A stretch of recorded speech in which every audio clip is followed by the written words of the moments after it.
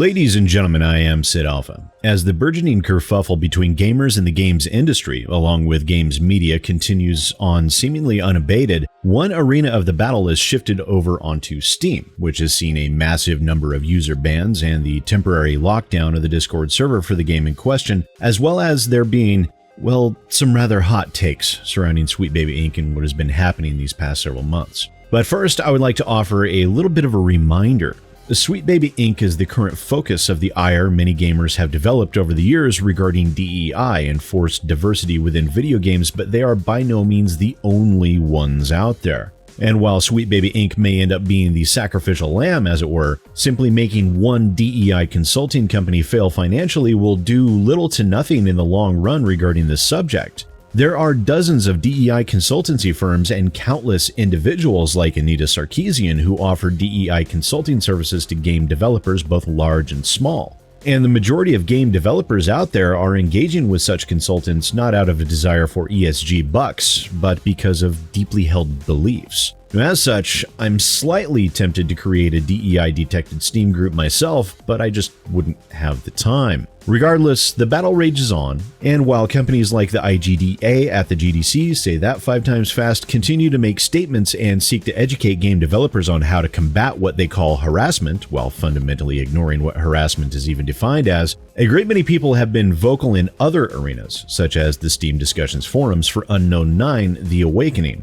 Now, Unknown 9: The Awakening is being developed by Reflector Entertainment and published by Bandai Namco, set to release sometime this year, and it is already being regarded as likely being the next Forspoken, just this time with an Indian protagonist modeled after, albeit poorly, the actress that played Yennefer on Netflix's The Witcher series. And this game has been called out for its potential involvement with Sweet Baby Inc. The information started floating around based on this image from the Unknown 9 archives, where under Brand Content Manager it lists David Bedard, and right under that it lists Kim Belair as the story architect. Now, David Bedard and Kim Belair are the co-founders of Sweet Baby Inc., but is Unknown 9: The Awakening a Sweet Baby Inc. game? Well, maybe, but then again, maybe not. Now, a lot of people will say that of course it is. There's their names right there, and while a picture may say 1,000 words, sometimes 1,001 are needed. And for that, we have to take a look at the LinkedIn profiles for both David and Kim to start us off on our little journey.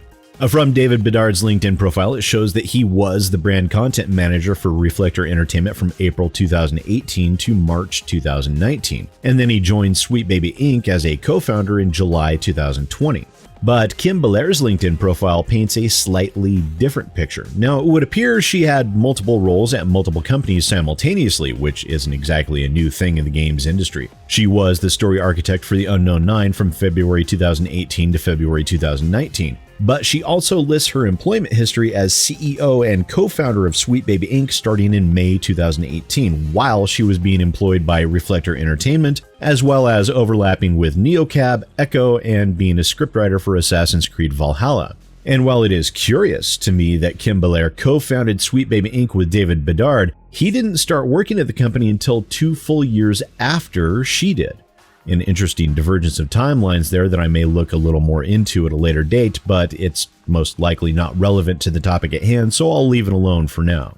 Regardless, their work history does describe that they were employed by Reflector Entertainment for Unknown 9 at the same time within the roles listed within this picture, and that was again confirmed by the Shorty Awards, or rather the 11th annual Shorty Awards, which took place in 2019. But the Shorty Awards also shows us that there are different medias within Unknown 9. There was a comic book published by Dark Horse Comics, of which the Unknown Archives is where this image originates, and was published in 2018. October 3rd, 2018 to be precise. Also, leading up to the release of that comic, Reflector Studios released an ARG that slowly unveiled over the course of several months.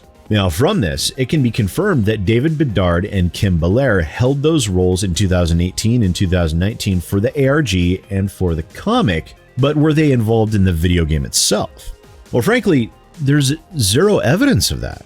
Now, I, for one, am all for speaking with your wallets. I always have been and always have advocated for that, but I've also been a strong advocate for making informed decisions. Now, I won't persuade you for or against purchasing Awakening based on this information. I will leave it to the viewers to make your own decisions in that regard without my saying what I believe to be right or wrong in this instance. But if I'm going to be discussing this topic, that is information and distinction that I feel is vital to people making a properly informed decision. After all, decisions should be based on facts whenever and wherever possible. But let's circle back to the video game and the Steam forums for a bit. Now, the Steam discussions for Unknown 9: The Awakening have been inundated with anti-Sweet Baby Inc. posts and posters. As such, for a period of at least 24 hours, even using the words sweet or baby would see a commenter receive a community ban from the discussions forums for the game. In addition to that, Reflector Entertainment also, for a time, placed a temporary pause on the invite link for that Discord server, preventing anyone from getting in. However, the lockdown of the Discord invite link has been lifted, and the automated community bans on Steam seem to have also been lifted sometime within the last 24 hours. But at one point in time, this was what the discussions page looked like. Only 9 posts survived at that point in time. And here is one example of a user getting banned with no reason provided.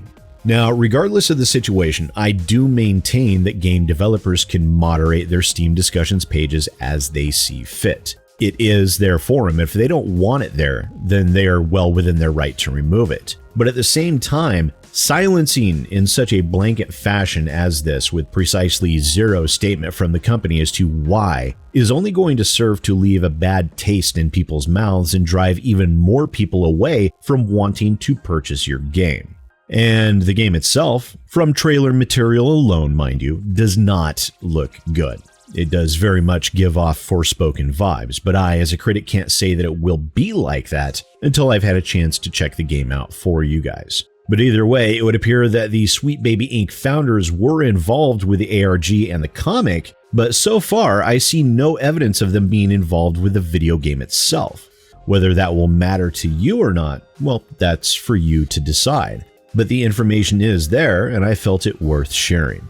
So by all means, be angry with Sweet Baby Inc. Be angry with forced diversity instead of actual diversity, a difference in distinction that game developers and games media seem to be incapable of grasping. But I would urge everyone to make sure that you are getting as complete a picture as you can, and to not forget that Sweet Baby Inc. is only one cog in the machine amongst many. And if we ignore the many in favor of the one, nothing will actually be accomplished. Once again, ladies and gentlemen, I am SidAlpha, and I'll see you next time.